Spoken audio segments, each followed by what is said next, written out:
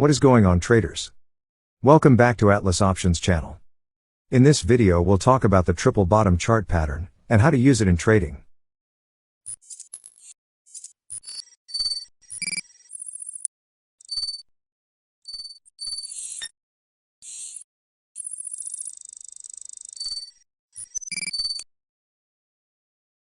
The triple bottom pattern typically forms after a downtrend, when the price of an asset reaches a support level and bounces off it multiple times.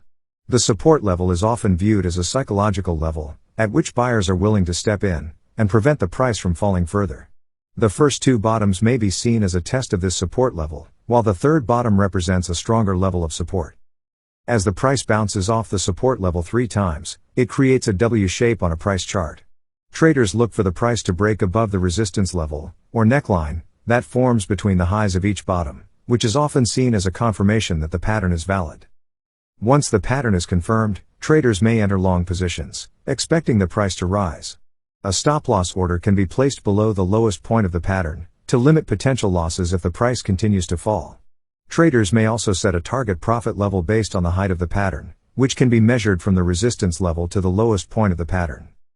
However, it's important to note that the triple bottom pattern is not always a reliable indicator of a trend reversal, and traders should consider other technical and fundamental factors before making a trading decision. For example, traders may look at volume levels, momentum indicators, and news or events that may affect the asset's price. Additionally, it's important to manage risk appropriately and not rely solely on the triple bottom pattern as a trading signal. Now you know how to spot the triple bottom pattern on the chart and how to trade it. To solidify your knowledge, go through the charts, try to find this pattern, and see how the price action played out. This practical exercise will definitely improve your trading skills.